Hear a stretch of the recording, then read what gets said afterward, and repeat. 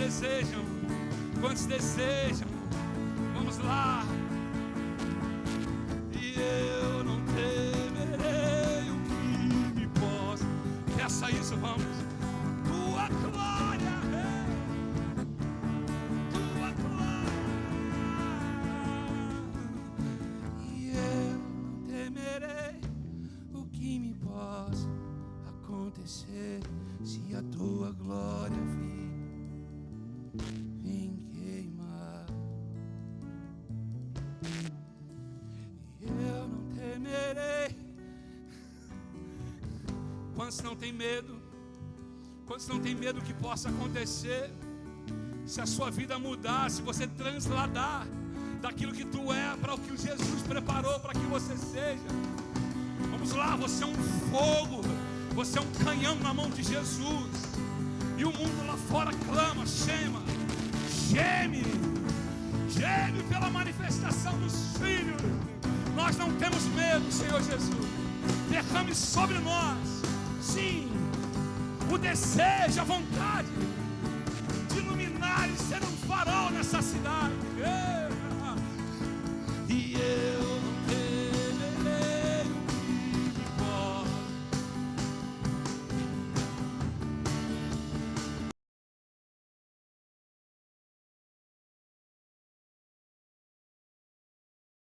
Lanço um fogo, eu não tenho medo. Esse é o meu lugar. Vamos lá, eu quero te provocar.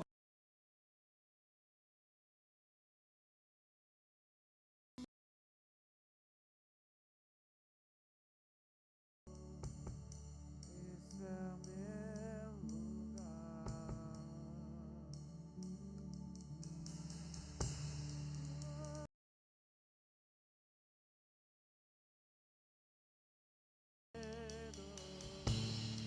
Esse é o meu lugar.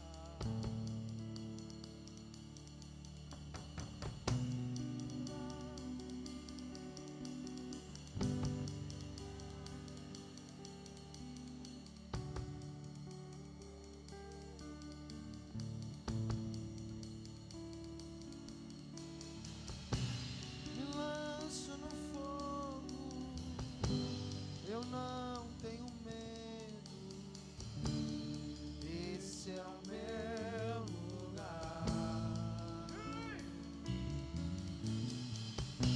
Eu subo a montanha, eu não tenho medo. Esse é o meu lugar.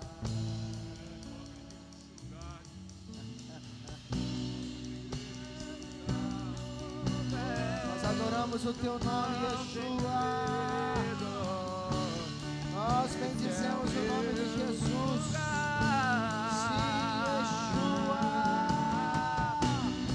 Eu entro na nuvem, eu não tenho medo. Esse é o meu lugar. Me lanço no fogo, eu não tenho medo. Esse é o meu lugar. Me lanço no fogo, eu não tenho medo. Esse é o meu lugar.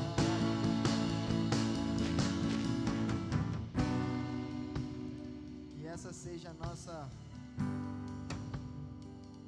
o nosso posicionamento diante de Deus.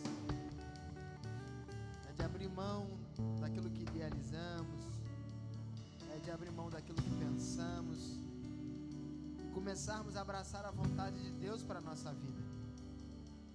Porque é isso que se consiste o reino dos céus, queridos. É aqui que se manifesta a vontade de Deus e que venha a ser feita a tua vontade aqui na terra como é no céu. Venha sobre nós o teu reino, venha em nós o teu reino. Essa tem que ser a manifestação da igreja para com o céu. É sobre o reino, é sobre o rei, é sobre a sua justiça, é sobre o seu amor, é sobre os seus mandamentos. Amará o Senhor seu Deus de todo o teu coração e o teu próximo como a ti mesmo. Então essa é a geração que vão proclamar canções como essas, que vão orar orações como essa. Eu me lanço no fogo, eu não temerei o que me possa acontecer se a sua glória ela vir e começar a reinar sobre mim, porque já não tem mais a ver conosco, já não tem mais a ver com aquilo que nós idealizamos. O reino dos céus é um reino participativo de homens que estão decididos em perder para ganhar, de homens que estão decididos a abrir mão das suas edificações, abrir mão das suas vontades, abrir mão dos seus prazeres, abrir mão dos seus sonhos, abrir mão da sua vida para viver a vida de Jesus. O reino dos céus é sobre isso, queridos, e nós precisamos transicionar esse lugar. Eu quero voltar a falar sobre a face do erro de Jacó. Essa palavra ela tem me levado a muitos lugares, assim, como igreja, como pai, como filho, como esposo, como pastor, como servo, né? E, irmãos, hoje nós estamos vivenciando assim dias muito difíceis, dias muito complicados. Estamos vivenciando momentos na nossa vida, na nossa trajetória, no nosso coração, no seio da igreja, que a igreja talvez ela pregue muito, eu já prego muito sobre isso, mas ela não está preparada para viver momentos como esse, momentos de perseguições, momentos de aflições, momentos, né, de questionamentos, e nós precisamos voltar para esse lugar no Senhor, se apegar no Senhor, buscar força no Senhor. Eu quero trazer para o teu espírito, queridos, que existe um lugar que nós abandonamos, que ele é primordial para a caminhada com Jesus. E eu vou falar muito sobre isso, e a minha mensagem sempre consiste nisso, porque isso é a mensagem do reino de Deus. Se existe um lugar que Deus quer nos levar, é de volta para a origem, é de volta para o posicionamento que Ele nos posicionou. Por isso que tem que haver uma transição de identidade, de caráter, de personalidade. Eu peço que você abra a tua Bíblia no livro de Provérbios, capítulo 28.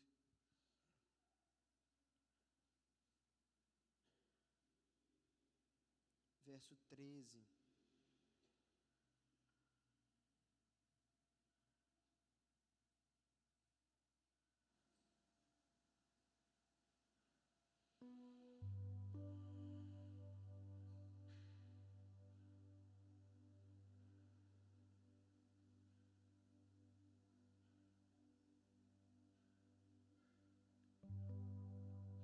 Provérbios capítulo 28, verso 13, eu quero falar sobre o posicionamento de Jacó, sobre o nosso posicionamento errado. A Bíblia fala que o povo de Deus ele perece porque lhe falta conhecimento. Conhecer o caráter de Deus, conhecer o coração de Deus, conhecer como que Deus ele se movimenta, os seus fundamentos. Queridos, a base do trono de Deus ela é justiça. E a todo tempo a terra está sofrendo juízo e justiça. Então nós precisamos nos adequar, nós precisamos como igreja entrar nesses lugares e termos o desejo de conhecer ao Senhor. Por quê, pastor? Para não perecer mais, para não sucumbir mais, mas para permanecer de pé, forte, fiel, constante e inabalável. Provérbios capítulo 28, verso 13 diz assim: o que encobre as suas transgressões jamais prosperará, mas o que as confessa e deixa alcança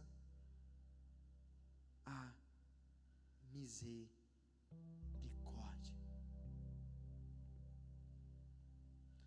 Queridos, essa é a saga do povo de Deus. Um povo que no ambiente do Senhor, ele se atenta mais àquilo que Deus ele pode fazer e não pelo que ele é. E não sobre a sua identidade, não sobre o seu caráter, e não sobre os seus fundamentos, e não sobre os seus mandamentos. Nós precisamos entender que a todo momento, nas Sagradas Escrituras, o céu quer nos reposicionar.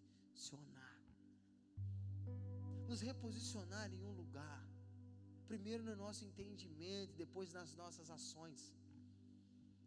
Nós temos que começar a ter uma percepção de como que eu vou me mover diante do Senhor. Primeiro tem que ter o coração dele, irmãos. Tem que ter a mente dele. Tem que ter o caráter dele. Por quê, pastor? Porque esse foi o ponto de partida. Esse foi o início da criação. Essa foi a trajetória que Deus escreveu para a humanidade. E façamos nós o homem, a nossa imagem e conforme a nossa semelhança. Esse é o posicionamento de Deus para com o homem. O homem, ele tem que se mover a partir da origem. Queridos, isso aqui, esse plano, esse posicionamento de Deus, ele não foi revogado. Ele não foi desconstruído, ele não foi deixado de lado. Deus, ele ainda continua se movendo nesses lugares. Afinal de contas, o céu proclama o Cristo, dizendo, olha, eu tenho uma missão nessa terra. E qual é a sua missão, Jesus? Ele vai dizer, eu vim buscar e salvar aquilo que perdido está. Perdido de quem?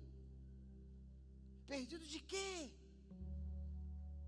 Nós nos perdemos nesse lugar. Então o nosso ponto de partida é o homem que foi gerado, é o homem que foi criado segundo a imagem e segundo a semelhança de Deus. Aqui começa a trajetória da igreja. Aqui triunfa. Aqui as portas do inferno não prevalecerão contra ela. Tem tudo a ver com o meu posicionamento diante de Deus. E como que eu me posiciono diante de Deus? No ocultismo, não. Transgredindo, não. Obedecendo. Morrendo para mim mesmo todos os dias. Nós como igreja, nós como sacerdócio real, nós como a nação santa, nós como a menina dos olhos do Senhor, nós estamos nos perdendo do Senhor todos os dias. Por quê? Porque a partir do momento que nós aceitamos Jesus, nós saímos do lugar da aliança e nós vamos em direção ao lugar das promessas. Daquilo que o Senhor pode fazer na nossa vida. Jacó é esse homem. Por que o salmista, ele proclama, nós temos falado sobre isso, batido nessa tecla, que somente os homens de coração puro e de mãos limpas, e essa é a geração dos que buscam a face do Deus de Jacó. É o Deus que transiciona a identidade. A face do Deus de Jacó é a face que transiciona a identidade, que transiciona o caráter, que transiciona o posicionamento. Homens de mãos limpas e coração puro, eles devem buscar essa faceta de Deus. Transição. Qual é o nosso problema? O nosso problema é que nós queremos buscar a presença do Senhor, as suas promessas, transgredindo os seus mandamentos. Não há progresso nisso, queridos. Não há prosperidade nisso, não há uma edificação sólida nisso. Isso é insensatez, e o insensato, ele costuma construir grandes edificações, porém sobre a areia, sobre algo que não é edificado. O céu não está preocupado com a construção, irmãos. O Senhor não está preocupado com aquilo que vai para cima. A Bíblia fala que para nós termos um caminhar com o céu, a caminhada com o homem diante de Deus, ela começa por fé.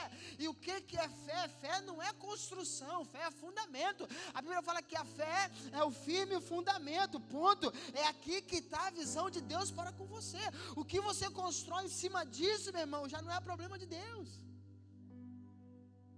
Ele está preocupado com o fundamento, e não é qualquer fundamento, é um fundamento firme daquilo que os meus olhos não veem, mas que Ele está construindo dentro de mim.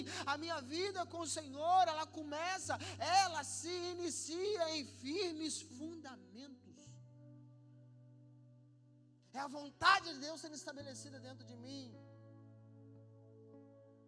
Nesse lugar, nesses fundamentos, nessas edificações, está a prosperidade, está os milagres, está as promessas do Senhor na nossa vida, irmãos. Esse que é o nosso problema. Nós vivenciamos hoje uma realidade muito oposta à verdade que está escrita na eternidade a nosso respeito. Por quê? Porque se nós formos ver a verdade do céu para com o homem, se nós formos ver a verdade do céu para com a minha vida, se eu for ver a verdade do céu para com a minha história, o céu começa proclamando sobre a humanidade, sobre a criação. Eu estou fazendo o homem segundo a minha imagem, conforme a minha semelhança, e eu vou posicionar esse homem em um lugar. E qual é o posicionamento desse homem, Deus? Ele vai dominar sobre todas as coisas. O céu parte desse princípio, irmãos.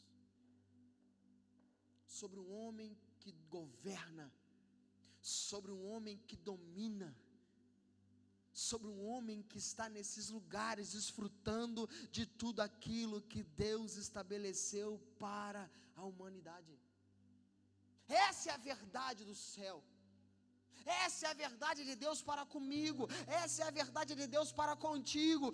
Essa é a verdade de Deus para com a igreja. Essa é a verdade de Deus para com os seus filhos. Mas essa não é a realidade que nós vivemos.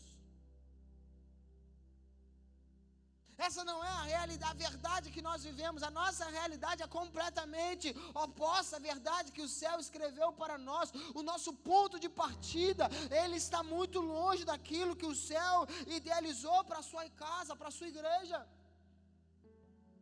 Jesus disse ao meu e ao teu respeito que se posicione em um lugar de igreja, que se posicione em um lugar de um homem e de uma mulher que segue Jesus. Jesus proclamou nas Sagradas Escrituras ao teu respeito, igreja: obras maiores do que eu fiz, vocês farão.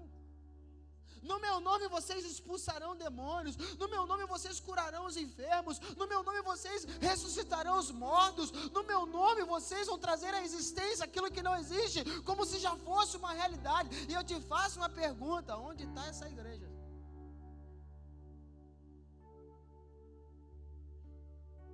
Se nós fazermos um paralelo entre o caminhar da igreja, a conduta da igreja com a Bíblia, nós vamos ver uma realidade diferente da verdade.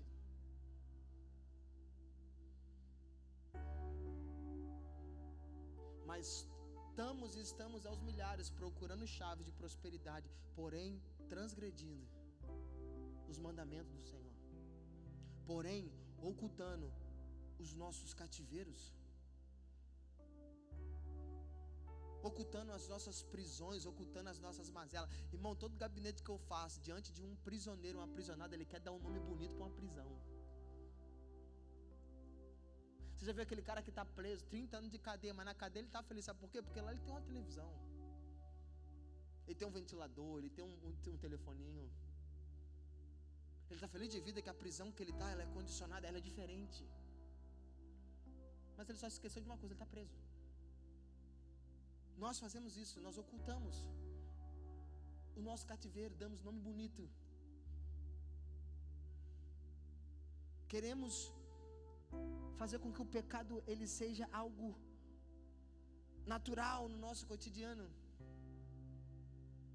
É sobre isso que eu olho para as Sagradas Escrituras e Deus está falando: não existe prosperidade. O que encobre as suas transgressões, o que encobre os seus pecados, o que oculta as suas transgressões, o que oculta os seus pecados, esse jamais prosperará. Mas deixa eu te falar a respeito da verdade do céu para comigo e para contigo: os filhos da mesa são prósperos.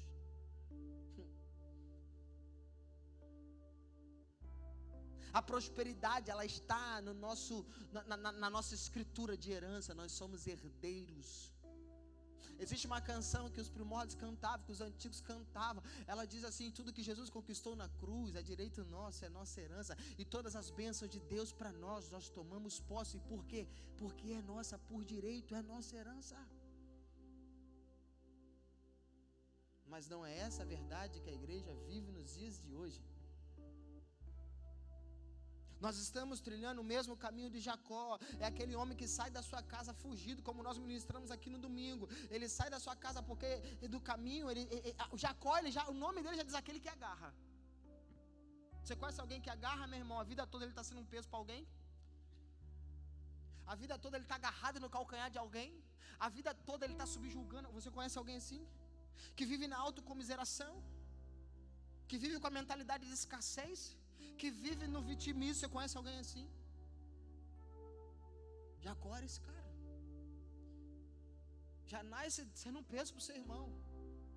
Rouba do seu irmão a primogenitura. Engana o seu pai para receber do seu pai uma bênção que não é dele. Sai da sua casa fugido, e a misericórdia do Senhor alcança ele naquela trajetória que ele estava indo, fugido para a casa de Labão. E naquele lugar ele vai ter uma visão extraordinária. Deus vai se revelar para ele. Deus vai falar para ele: cara, existe uma verdade, uma vida para você viver que você ainda não viveu, que começou lá atrás do teu avô em Abraão. E eu quero te dizer uma coisa, eu quero te lembrar uma coisa, e isso vai dar continuidade na sua vida. Você vai viver uma vida extraordinária. Eu vou te prosperar, em ti serão benditas todas as famílias da terra. E quando esse cara sai desse lugar, ele não está preocupado com as transgressões dele, ele não está preocupado pelos erros dele, ele não está preocupado com o mal que ele causou no passado, ele não está preocupado com o seu coração, ele não está preocupado porque ele é movido pelas suas ambições. Não, ele está preocupado em ser abençoado. Esse cara, ao invés dele fazer o caminho correto, ao invés dele olhar para esse cenário que o céu está propondo pela sua misericórdia, ao invés dele entrar nesse lugar e deixar tudo às claras e verdadeiramente ser um réu confesso na presença do Senhor, abrir mão de uma realidade corrupta para começar a viver uma verdade na presença do Senhor, em uma trajetória extraordinária. Esse cara, ele troca esse cenário, ele vai atrás da bênção. Não existe prosperidade nesse lugar, irmãos. Existe misericórdia sendo alcançada. 20 anos após, Gênesis 28 fala isso, 32 também fala isso. 20 anos aproximadamente após esse acontecimento, Jacó agora ele está voltando para casa, ele está voltando para sua casa, ele está voltando para sua terra, porém agora com uma mentalidade de um homem que teme. Agora quando você vê ele falando em Gênesis 32, ele coloca diante de Esaú como um servo. A oração que ele faz no Val de Jaboque é uma oração. Ele está temendo pela sua vida. Só que venhamos e convenhamos, nós carregamos conosco uma frase: aquele que não deve, não teme. Por que Jacó está temendo? Porque ele deve. Por que Jacó está temendo? Porque ele tem culpa no cartório. Por que Jacó está temendo? Porque ele está vendo que o boleto está chegando de algo que já era para ele ter resolvido, ele não resolveu. Só que agora ele está voltando com um coração diferente. Agora ele está voltando com temor. Ele está com medo de encontrar o seu irmão. Ele está com medo de morrer. Ele se programa. Ele está pronto para a morte, irmãos. Ele pega a sua família, divide e ela vai. Talvez vocês conseguem se livrar. Porque se o meu irmão matar uma parte, a outra pelo menos se livra, a outra pelo menos consegue escapar. Só que por que Jacó não teve esse sentimento no início, em Gênesis 28? Por que esse cara ele não entrou nesse lugar, naquele momento que ele viu aquela visão, que ele teve aquela revelação em sonho, que ele viu o Senhor sobre aquela escada? Por que ele não fez aquilo aquele dia, irmãos? Por falta de entendimento, talvez. Mas talvez também por ser ambicioso demais.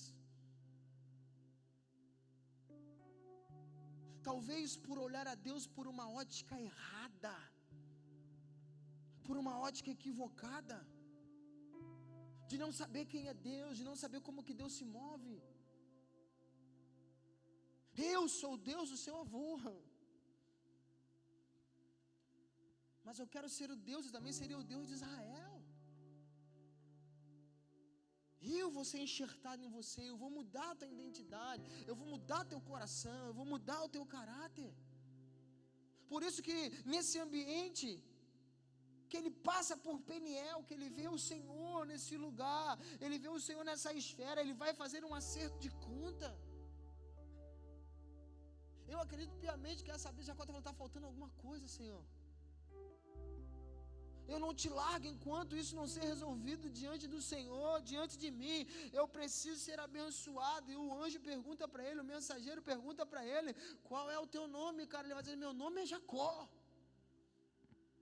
Mas antes não era Esaú, não, meu nome é Jacó. E agora o céu transiciona esse homem, e o céu vai dizer para ele: olha, tu não vai chamar tu mais Jacó, a partir de hoje tu se chamarás Israel. Essa é a geração dos que buscam a face do Deus de Jacó. A face do Deus de Jacó é aquela que vai mudar a nossa identidade. Vai mudar a nossa identidade diante dele. Vai mudar a nossa identidade diante da sociedade. Querido, talvez Jacó, e eu acredito nisso, isso é uma crença minha, que Jacó, ele era um homem odiado pelos primos. Ele era um homem odiado pelos seus sobrinhos. Vai ver, queridos, a respeito dos edomitas. Vai ver a respeito de Edom, que você vai se surpreender, irmãos. O que essa geração gerou, o que essa geração carregava. E vai ver o motivo, que você vai se surpreender.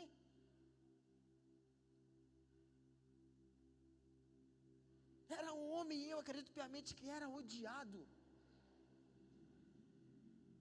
Só que Deus, ele muda a história de Jacó numa velocidade tão grande, que se você for ver a continuidade da história, todo homem, meu irmão, que talvez odiou Jacó naquela família, teve que mudar a sua oração, porque antes de Jacó, era um elo, depois do Jacó posicionado, depois de Jacó alinhado na presença do Senhor, depois do Jacó posicionado, Deus agora muda o teor da oração do povo, e agora Deus fala ao povo: todo aquele que vai orar a minha presença, clamar pelo meu nome, eles vão orar no nome de Abraão, no nome de Isaac e no nome de Jacó.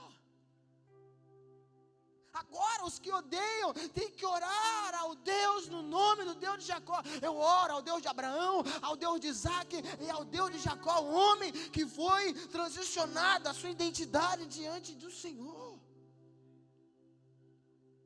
Um homem que foi posicionado agora diante do Senhor. Um homem que foi alinhado agora diante do Senhor. Um homem que agora caminha e anda debaixo de uma visão da eternidade, não mais terrena. O homem que teve filhos ilustres, dali começa a história do Senhor na trajetória da humanidade, irmãos. Mas o homem que caminhou a sua trajetória, uma trajetória mal posicionada, que teve um avô sobrenatural, que sentava aos pés de um avô que nele seriam benditas todas as famílias da terra. Ele estava na família de um patriarca, o patriarca da fé, o pai dela. Como que esse homem não se interessava por ouvir o seu avô Abraão a respeito desse Deus, a respeito dessa fé, a respeito de um legado, a respeito de algo que condizia a ele, porque Deus começou essa trajetória em Abraão: em ti serão benditas todas as famílias da terra. Se você for ler lá Hebreus 7, está na Bíblia, você vai ver um homem chamado Levi, que ele está recebendo bênção do Senhor, porque Levi, ele dizimou nos lombos de Abraão. Abraão, Isaac, Jacó e Levi. Um posicionamento de Abraão lá atrás. Levi não tinha vindo nem à existência. Ele já estava sendo abençoado por uma atitude do seu avô. Porque é assim que Deus faz, queridos. É de geração em geração. Ele é o Deus de continuidade. Aquilo que Ele está começando na tua vida é para passar para os seus filhos, para os seus netos. É assim que o Senhor faz. Só que eu não me apego mais ao que Deus faz. Eu tenho que me apegar nas minhas atitudes diante desse Deus. Eu tenho que me preocupar se diante desse Deus eu estou transgredindo os seus mandamentos, se eu não estou ocupando as minhas transgressões. Eu não posso mais ocultar as minhas transgressões diante de Deus. Por quê? Porque não há progresso nisso. A nossa vida para diante do Senhor, mesmo estando nos cultos, irmãos. Mesmo estando em oração. Às vezes as pessoas se assustam para mim e falam: pastor, estou orando. Cara, oração não resolve esse teu problema. O que vai resolver o teu problema é decisão. Decida abandonar essa porcaria que te aprisiona, cara. Decida sair desse lugar. Decida romper com isso. Está orando há 1 ano e não transiciona e não muda. Por quê? Porque queremos jogar uma responsabilidade que é nossa para Deus. Nós temos que nos posicionar diante do Senhor. Nós temos que olhar para nós todos os dias. E nós temos que ter uma percepção: será que hoje é o caminho a partir da origem? Será que eu já cheguei nesse lugar? A origem, a criação, o céu proclamou a nosso respeito: olha, eu coloco você nesse lugar por cabeça e não por cauda. É governo. Domine sobre todas as coisas. Domine sobre tudo. Domine sobre a adversidade. Domine sobre a depressão. Domine sobre o dia mau. Domine sobre a ansiedade. Não é esse o papel que nós desenvolvemos hoje. Todas essas coisas que eu falei nos domina. Então eu começo a ter uma percepção que a realidade que eu vivo hoje, ela está desconectada com a realidade da criação.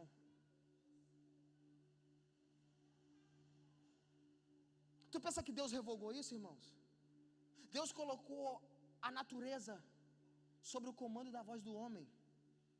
Por que você acha que o apóstolo Paulo ele escreve nas Sagradas Escrituras aos Romanos dizendo: porque a terra chora, a terra geme, a terra clama pelas manifestações dos filhos de Deus. Por que a terra está gemendo? Porque já não tem mais nenhum comando do homem sobre ela.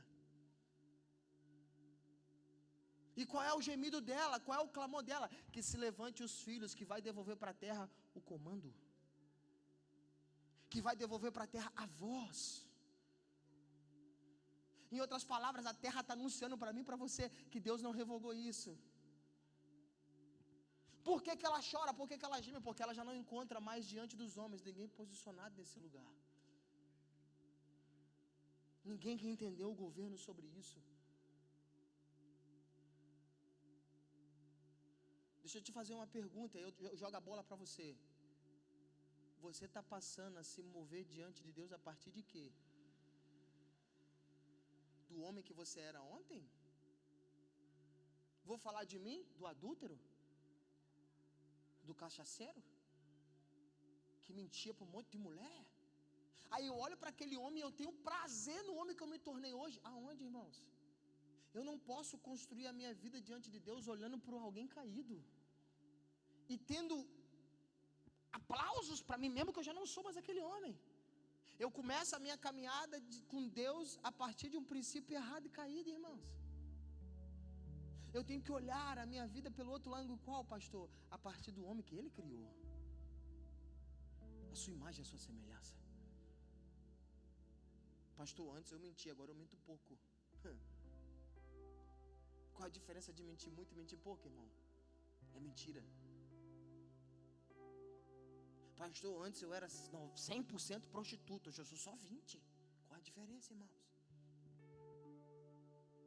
Qual a diferença? Mas pastor, eu estou melhorando muito. A partir de quê?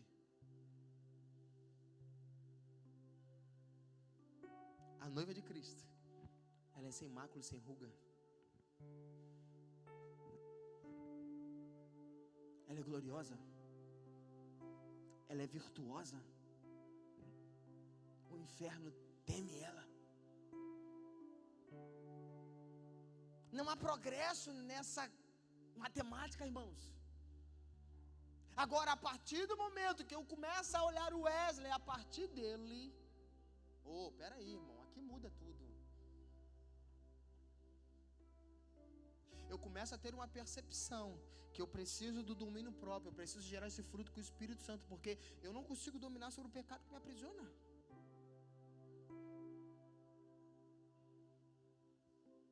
Eu não consigo dominar sobre a mentira, eu não consigo dominar sobre o suborno, eu não consigo dominar sobre a inveja, eu não consigo dominar sobre, sei lá, tudo está passando pela tua cabeça, eu estou te dando aqui exemplos.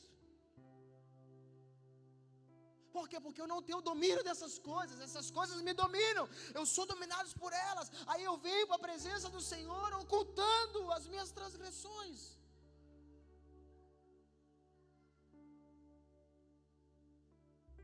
eu não estou falando de perfeição. Eu estou falando de verdade, eu estou falando de sinceridade. É um homem chamado Davi que, quando Natan vem para a presença dele, ele escreve um salmo. Por que ele não teve essa percepção antes? Que ele vai proclamar no Salmo 51: o meu pecado todo dia está diante de mim. Ele está dizendo: eu enxergo ele todo dia.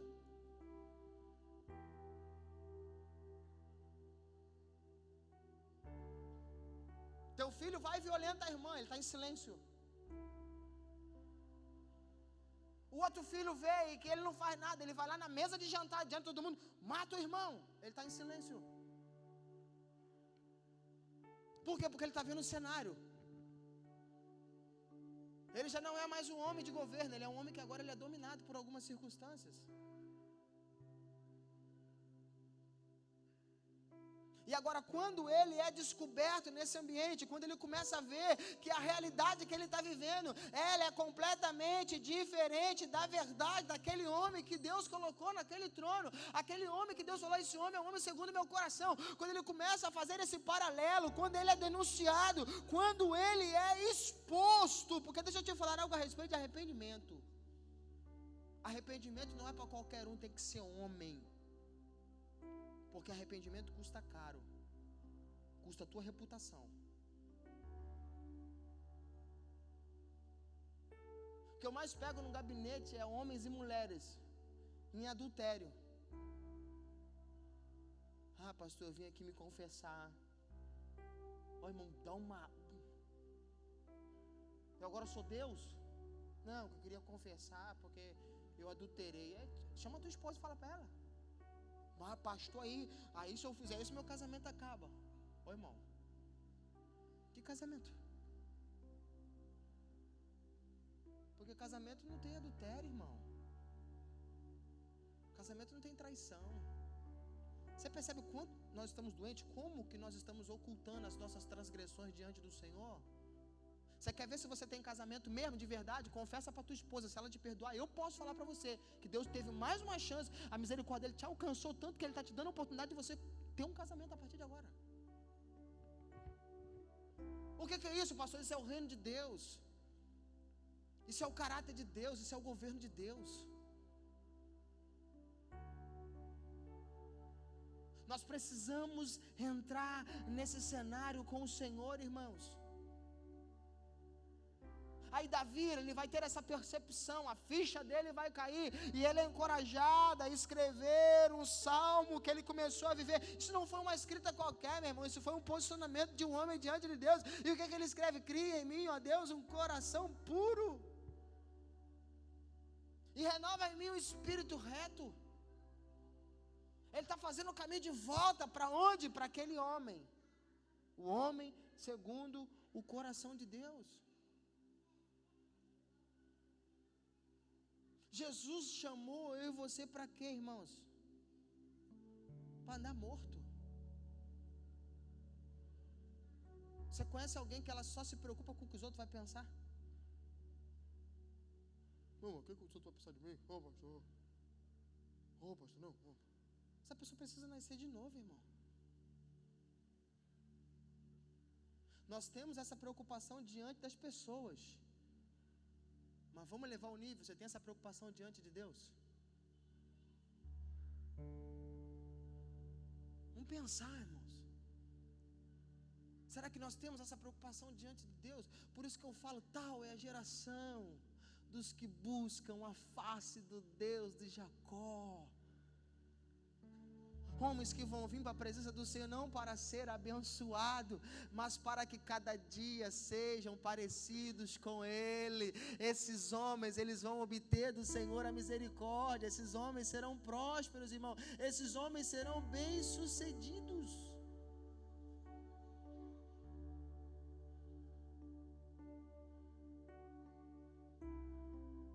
Nós precisamos voltar para esse lugar.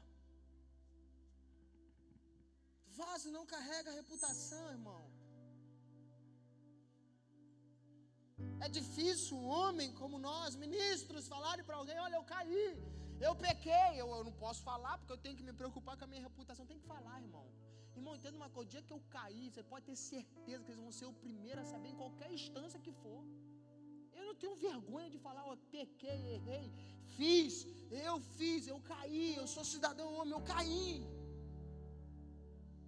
Primeiro eu resolvo diante de Deus, Senhor, eu estou fazendo o que o Senhor me ensina nas Sagradas Escrituras. É exposição. O problema é que os homens, as mulheres que se dizem homens e mulheres, nós erramos como homem, irmãos. Mas quando é a hora da gente pagar a conta, a gente quer pagar como menino. A gente quer se esconder atrás de uma desculpa. A gente quer se esconder atrás de um vitimismo, atrás de alguma coisa que vai talvez amenizar o nosso... Pastor, por que o senhor está pregando tudo isso? Que eu quero que você seja próspero, que eu quero que você seja bem sucedido, que eu quero que você seja abençoado. E a Bíblia está me dizendo que o homem, que a mulher, que o ser, que o cidadão que encobre as suas transgressões, ele nunca prosperará. Talvez está aí, irmão.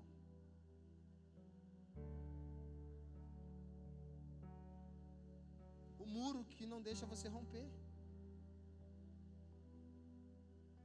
por causa das suas transgressões, por causa das nossas transgressões.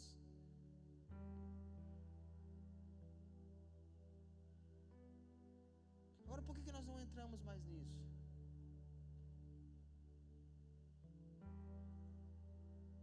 Porque nós estamos muito mais preocupados com a nossa vida do que a vida do Senhor. Nós estamos vivenciando uma realidade muito diferente da verdade que o Senhor, Ele projetou para nós. Por isso que eu sempre falo, irmãos, as pessoas vêm, pastor, preciso de ajuda. As pessoas, elas querem olhar o seu problema a partir do problema. Se você olhar o teu problema a partir do teu problema, o teu problema nunca vai ser solucionado. Você tem que olhar o teu problema a partir da origem. De Gênesis 2, o homem é um. Do 3 para lá, o homem é outro.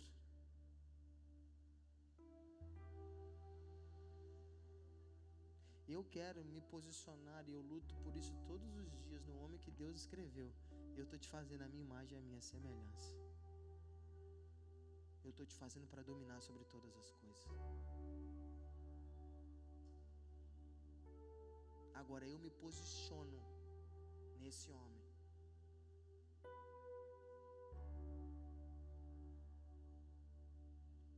Sabe que eu tenho 3 filhos, irmão. Todo mundo olha eu e minha esposa, eles ficam assustados. Mas vocês não acham muito, não? Eu acho pouco, eu queria ter uns 10. Mas por quê? Porque está na Bíblia. Eu estou posicionado não no que a sociedade me vende. Eu estou posicionado no que a Bíblia me orienta.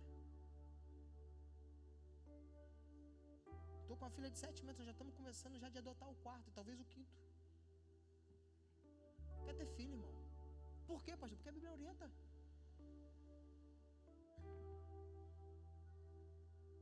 Na minha casa, provedor sou eu. Muito orgulho.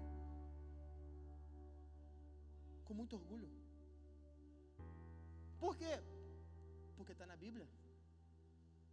Protetor, estou eu lá. Por quê? Porque está na Bíblia. Porque eu decidi me posicionar no lugar que o Senhor me posicionou. Porque eu estou nesse lugar. Agora, para mim entrar nesse lugar todos os dias, sabe o que eu tenho que fazer quando eu desperto? Eu tenho que matar o Wesley, o impostor que habita em mim. Eu tenho que matar o Wesley carnal que habita em mim. Dá um mata-leão nele e fala: hoje tu dorme, cara. Porque hoje eu vou sair posicionado no Wesley que Deus constituiu. Essa é decisão, irmãos. Antigamente eu era um maluco, que eu ficava correndo para cá, correndo para cá. Eu já contei meu testemunho para vocês, irmão. Eu comi o pão que o céu amassou. Hoje, sabe o que eu mais ouço em áreas profissionais de pessoas que caminham próxima de mim, que sabem de algumas coisas que acontecem ao meu redor? Eu falo: eu queria tanto ser você nesse lugar. Porque você não faz esforço nenhum, você não se movimenta e as coisas chegam para você. E quando chega pior, tu rejeita. Hoje eu olho para essas coisas e falo: cara, como é que pode, cara? Hoje as coisas correm atrás de mim. Às vezes eu vou ajudar os outros. Não, eu tenho uma ideia aqui, daqui a pouco. Então, vai lá, eu vou te abençoar. Vai lá, é com você o negócio, é com você. Fala, mas eu quero ajudar o. Mas é para abençoar, irmão. Não, mas vai lá, é você. Eu vou te abençoar também, vai lá. Sabe, irmãos, é sobre isso, é sobre você entender que esse lugar é no Senhor. É sobre você entender que quando você começa a buscar o reino de Deus e a justiça dele, as demais coisas vai ser acrescentadas sem força, sem você correr atrás. É só você ouvir e obedecer, e você vai perceber que as bênçãos, elas vão correr atrás de você e ela vai te alcançar. Você não vai se esforçar para obter.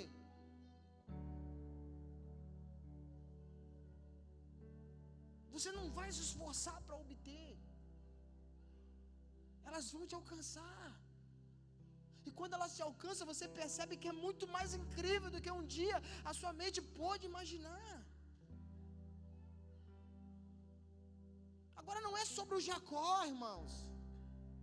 É sobre o Israel.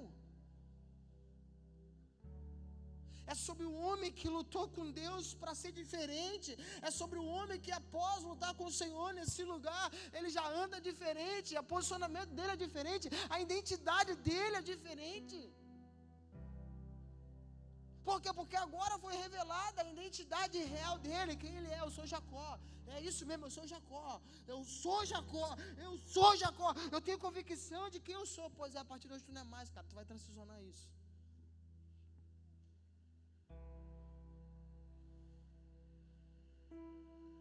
Não existe progresso no vitimismo, irmão.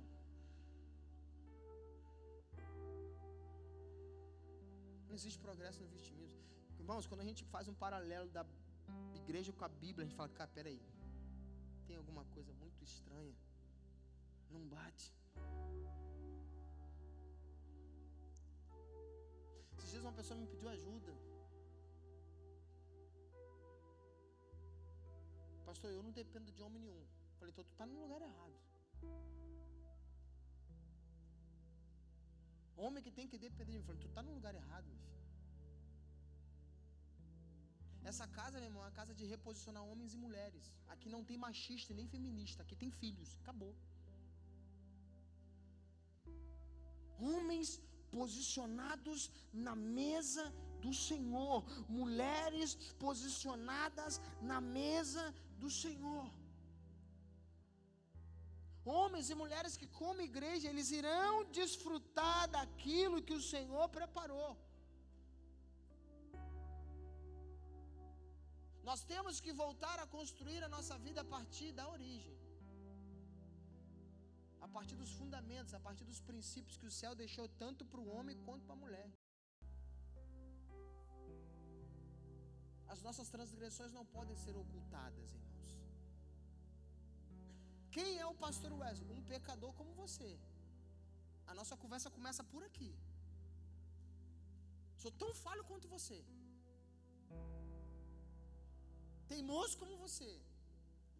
Inclinado ao pecado como você. Carnal como você. Só que todos os dias eu decido olhar para mim a partir do Senhor. E quando eu olho para mim a partir do Senhor, eu começo a perceber, caí aqui, errei ali, falei aqui, falei lá. Me perdoa. As minhas transgressões não vão ser ocultas diante do Senhor. A igreja precisa voltar para esses lugares, irmãos.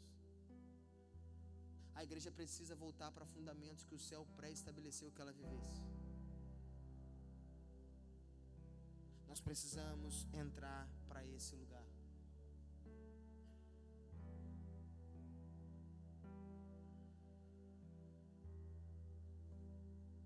Estava na mesa agora de pastores, perguntei sobre um amigo. E como é que tá fulano?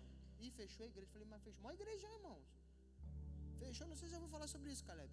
Fechou e está abrindo a igreja híbrido, sei lá. Já ouviu falar sobre isso aí? Falei, mas que desgraça é essa, irmão? Que isso, pastor? Pelo nome é desgraça, irmão. Igreja híbrido. Já ouviu falar sobre isso, Luiz? Híbrida. Negócio de utilizar, pelo que eu tenho, inteligência artificial. A gente está acabando com o corpo da igreja, irmão. Porque nós estamos nos perdendo nas nossas próprias invenções. Mas nós louvamos ao Senhor que existe uma geração que ainda não se dobrou a esses lugares. Que eles continuam no lugar da origem, falando assim: eu vou me posicionar no homem que o Senhor constituiu antes da queda. E não depois, mas o antes. Qual é o reflexo do homem diante de Deus? Ele tem que olhar para Deus. Ele tem que falar: uau, como eu sou, ou eu estou me tornando parecido com Ele. Afinal de contas, o que são os cristãos? Os cristãos, os pequenos cristos, o sal da terra, a luz do mundo. Então, irmão, eu acho que a gente deveria falar um pouco menos de bênção diante do Senhor. Eu acho que a gente deveria parar de falar diante do Senhor da gente na terceira pessoa. A gente tem que começar diante do Senhor falar sobre nós, sobre o que nós estamos nos tornando, sobre tudo aquilo que está oculto, sobre tudo aquilo que está nos dominando, sobre tudo aquilo que está nos aprisionando. Porque se você for perceber, irmãos, cada cenário da tua vida você tem uma faceta. Na igreja nós temos uma identidade, em casa nós temos outra identidade, no trabalho nós temos outra identidade. Eu vi um filme, não sei se vocês já viram esse filme, a gente vai orar. Eu não lembro o nome do filme, mas o filme ele era baseado que um dia no ano, se não me falha a memória, no filme, o governo ele programava aquele dia para não ter lei. Então exatamente naquele dia qualquer cidadão podia fazer o que quisesse. O enredo do filme é como se as pessoas normais colocassem para fora os seus monstros, sabe? Então tem ali um empresário bem sucedido, pai de família, bem casado, mas ele é um pedófilo. Naquele dia ele deixa o monstro dele. E quando eu estava assistindo aquele filme, fui ver o filme, li o enredo, falei: vou ver esse filme. Eu vendo o filme ali, acabou o filme, eu falei para a Amanda, eu falei: amor, você percebeu algo nesse filme? Falei: amor, me conte o que você percebeu. Eu falei: muitos de nós dentro da igreja estamos assim. Se fosse liberado um dia da igreja botar para fora os monstrinhos que ela carrega dentro,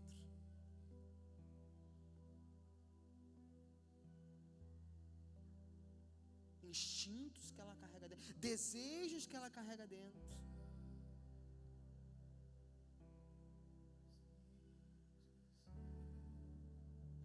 pecados ocultos, desejos ocultos que nos aprisionam. Não há progresso nesse lugar, irmãos. A virada da chave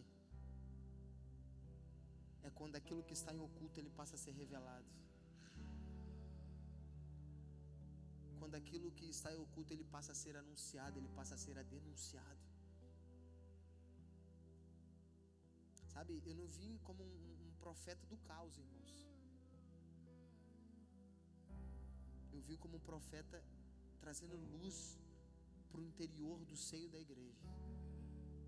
De falar talvez o que ninguém mais fala, porque eu já ouvi isso de pastores amigos: cara, o teu discurso não enche igreja. Eu falei: mas salva. Eu não estou preocupado em encher igreja, deixa sair com os religiosos, deixa com eles, irmão. No grande dia a gente conversa. Todas as vezes que eu olho para a igreja, irmãos, eu não olho para a igreja com a minha visão. Eu tento olhar para a igreja com a visão de Deus. Porque dono da igreja não sou eu, é Ele. Eu sou só o pastor. Então todas as vezes que eu atendo uma família, que eu atendo um jovem, que eu atendo um pai, que eu atendo um ministro, que eu atendo um pastor, eu começo a olhar para aquelas pessoas com os olhos de Deus. Tentando entender o que Deus sente de ver um filho que ministra sobre um altar aprisionado na pornografia. Como é que Deus ele como que essas coisas são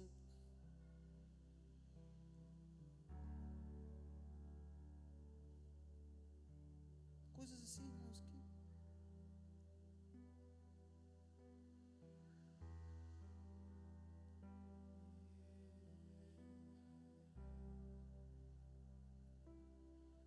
Quer prosperar, irmão? Bota tudo que está oculto para fora. E só para de expor quando você ter a percepção que o cativo já não está mais preso dentro do cativeiro. Que ele está livre. Que ele está liberto. Os homens de mãos limpas e coração puro são os homens. A geração que busca a face do Deus de Jacó. Esses permanecerão com as mãos limpas e o coração puro. Por quê, pastor? Porque eles não estão atrás mais de bênção terrena. Eles estão atrás de uma transição de identidade, caráter, conduta e posicionamento.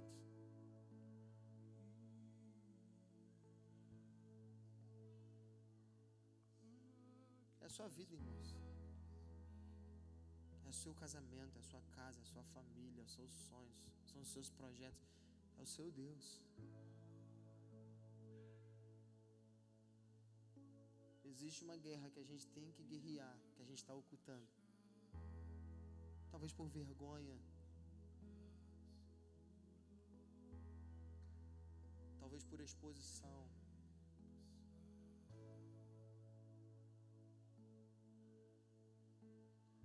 Mas se você quer dominar a si mesmo, domínio próprio, é você dominar sobre tudo isso. Eu já não sou dominado pela pornografia, eu já não sou dominado pelo mal, eu já não sou dominado pela promiscuidade, eu já não sou dominado pelas feridas, pelas mazelas, eu já não sou dominado pelo meu passado. Hoje eu domino sobre tudo isso, porque eu me domino. Esse homem, essa mulher, você pode ter certeza do que eu estou te falando, ele está indo se encontrar com o homem da origem, com o homem que vai entender que dominando a si mesmo, ele vai passar a dominar sobre todas as coisas. Ele vai passar sobre as adversidades, ter aquela mesma voz que Jesus proclamou: cala-te, mar, tempestade, aquieta-te. É essa voz. Até quando estarei convosco, homens de pequena fé? Sabe o que é pequena fé? Homens sem fundamentos firmes e sólidos. Homens que na primeira tempestade, no primeiro vendaval, no primeiro dia ruim, eles se esquecem quem é o Deus que eles servem, quem eles são diante da tempestade. Mas homens de fé, homens bem fundamentados, na morte eles estão exaltando o Senhor. Na guerra os olhos deles estão postos no Senhor.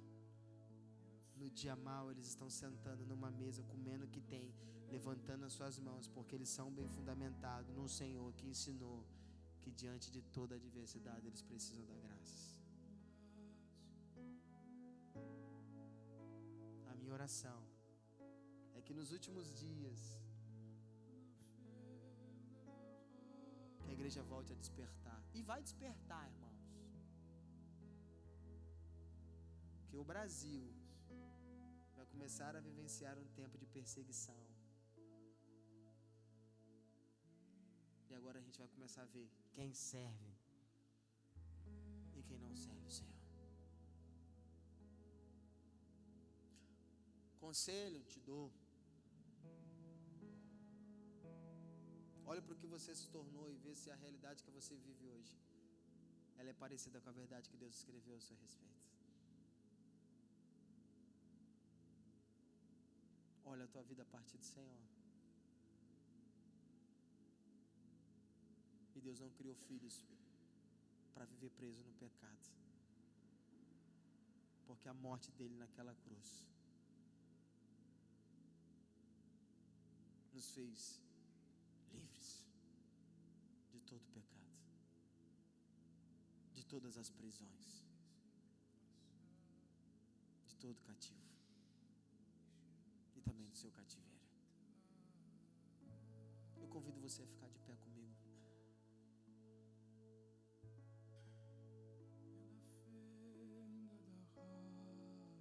A você orar. Irmãos, domingo nós estávamos no culto, acabou o culto, uma pessoa me procurou, ela falou: pastor, faz 10 anos que eu não ouço uma mensagem como essa. Isso não me alegra, irmãos. Vocês pensam que isso me alegra? Isso me entristece. Pastor, parece que eu rejuvenesci 30 anos. Isso não me alegra, irmãos. Isso me entristece.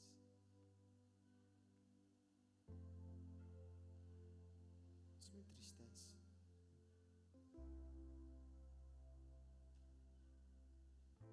Nós precisamos voltar a dar vida para a igreja, e a vida da igreja é Jesus, irmãos. Não é pular, não é rodar, não é rodopiar, não é entregar. Não, a vida da igreja é Jesus. Cristo em vós é a esperança de uma glória que vai ser revelada. Quantas coisas ocultas nós temos aqui hoje? Nesse grupo que nós estamos aqui, quantas coisas ocultas tem aqui no nosso meio?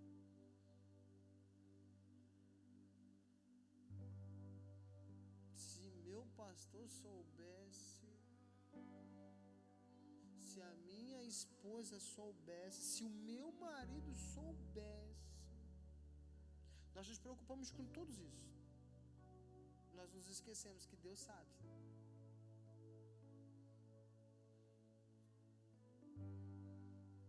Deus sabe.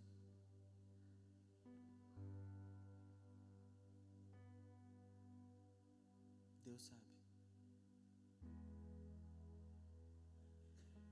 E se isso não te incomoda mais, eu oro para que a misericórdia do Senhor te alcance.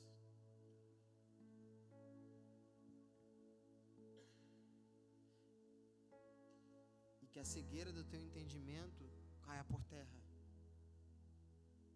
para que volte a resplandecer sobre o seu entendimento a luz do Evangelho de Cristo. A luz que vai dar sentido para os próximos passos que você for dar.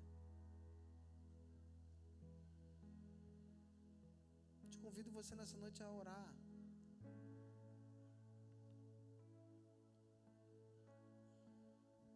Para que Deus ele possa revelar ou trazer a revelação de tudo aquilo dentro de você que está oculto.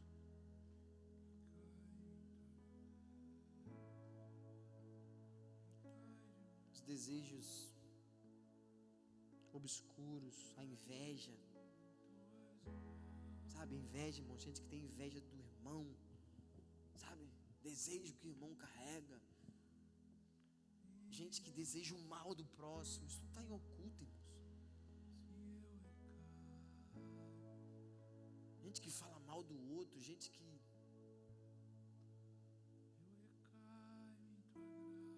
se alegra quando alguém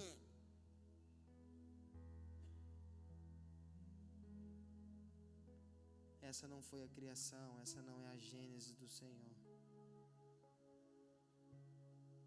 O homem desconfigurou tudo que Deus criou, e que Deus olhou, e que Deus fez a inspeção, e que Deus disse, e viu Deus tudo quanto tinha feito, e eis que era bom. O pecado desconfigurou tudo isso. E agora Deus, na sua infinita misericórdia, Ele traz Jesus para arrumar a bagunça,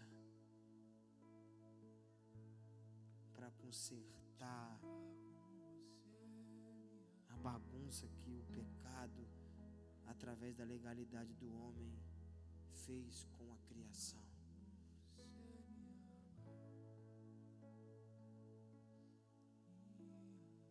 Eu não desperdiço o que Jesus fez por mim naquela cruz, irmãos.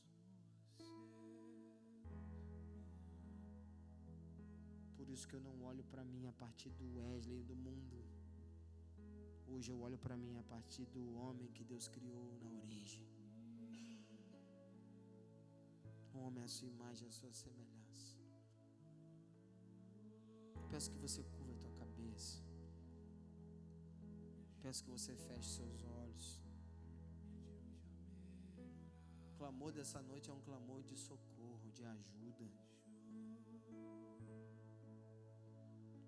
É um clamor de alguém que deseja viver a verdade do céu aqui na terra. De alguém que quer se encontrar com aquele homem que Deus forjou na criação. E façamos o homem a nossa imagem segundo a nossa semelhança. Esse homem ele não é perfeito, mas ele é sincero. Ele é um réu confesso diante de Deus dos seus pecados. Ele é um homem que está posicionado diante de Deus, proclamando: o meu pecado todos os dias está diante de mim, Senhor.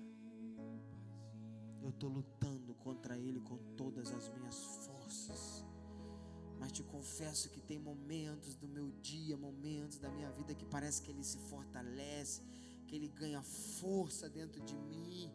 Mas eu não deixo de lutar, eu não deixo de guerrear contra ele, Senhor, porque eu não quero deixar com que esse desejo carnal, ele possa desconfigurar ou continuar desconfigurando aquilo que eu tenho construído na tua presença, aquilo que eu tenho construído diante do Senhor no meu altar, Senhor. Por isso eu peço ajuda ao Senhor, e como peço ajuda?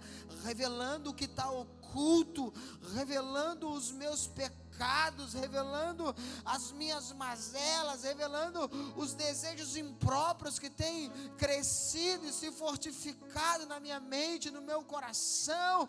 Por isso eu te peço ajuda, proclamando: Senhor, me ajuda, porque o pecado que está diante de mim, ele está tentando fazer com que eu me perca, tentando fazer com que eu quebre princípios, com que eu quebre valores, com que eu abra mão de fundamentos e de mandamentos.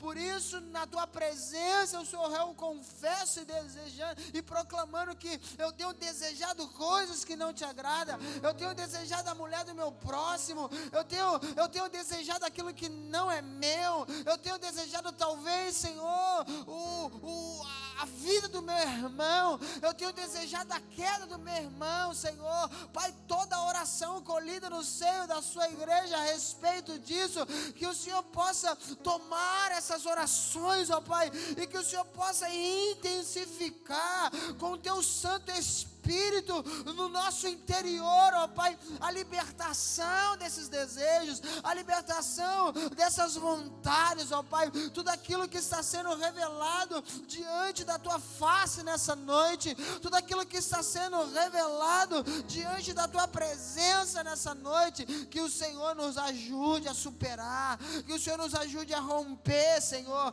que o Senhor nos ajude com as nossas transgressões, e que o Senhor traga clareza, que o Senhor traga luz, mediante ao teu Espírito Santo, sobre tudo aquilo que está oculto no seio da sua igreja, Senhor. Eu clamo por uma igreja liberta, eu clamo por uma igreja lavada, eu clamo por uma igreja remida pelo teu sangue, remida pelo teu nome. Eu clamo para que se levante no nosso meio a igreja gloriosa, a igreja virtuosa, a sem mácula, a sem ruga, aquela que no teu interior o cântico de Maranata já está sendo expressado com muita aceleração, Senhor.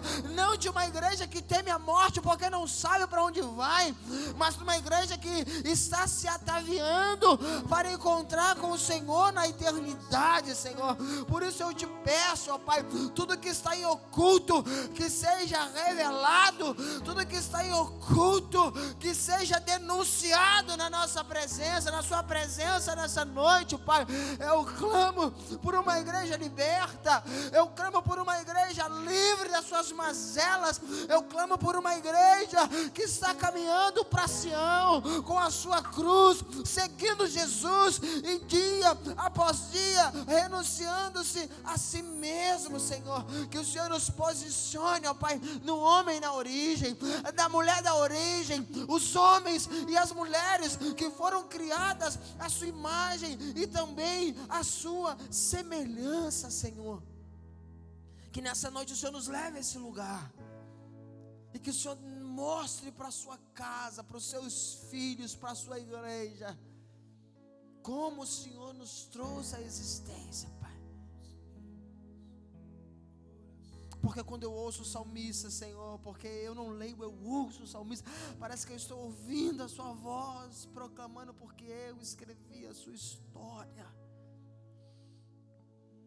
sem que nenhum dos seus dias houvesse existido, Pai. Eu vejo o Senhor escrevendo o homem da origem, o homem que vai assentar com Cristo Jesus nos lugares celestiais, um homem que um dia vai proclamar em alto e bom som: já não vivo mais eu, mas Cristo vive em mim. Um homem que não teme a morte, um homem que não teme o mal, mas que proclama nos dias vindouros: eu combati o bom combate, eu acabo a minha carreira e eu guardo comigo a fé. Essa foi a história que o Senhor escreveu sobre a sua igreja, uma igreja triunfante, filhos maduros que vivem em santidade diante do Senhor, pois nós não somos mais escravos do pecado, Senhor. Livre o Senhor nos tornou naquela cruz. Não somos mais escravos do medo, nem da prostituição, nem do adultério, Senhor. Nós somos livres, Senhor, porque assim o Senhor conduziu a nossa vida naquela cruz, Pai. Então que o Senhor conduza os seus filhos, que o Senhor nos conduza, Senhor, a viver a vida que está no Senhor, Pai. Por isso que nessa noite nós clamamos: nos perdoa e nos leva de volta para a origem. Nos leva de volta para o homem, para a mulher que o Senhor trouxe à existência, a sua imagem e conforme a sua semelhança, Senhor. Assim eu oro, Pai, e assim eu te glorifico nessa noite, no nome do Senhor Jesus. Amém, Jesus. Amém. Vai para casa pensar, meu irmão. Jesus está logo ali. Jesus está voltando. Dias difíceis virão. Dias difíceis virão. Mas a igreja do Senhor vai permanecer nesses lugares triunfando. Que Deus abençoe sua vida. Que Deus abençoe sua casa, sua família. Dias, irmãos, que a igreja vai... Escuta o que eu estou te falando. Eu estou te falando isso no Espírito. Que o único clamor que vai sair da boca da igreja, entenda, escuta e se posicione, é um clamor de arrependimento. Apertem o cinto, irmãos. Apertem os cintos. Vai para casa pensar.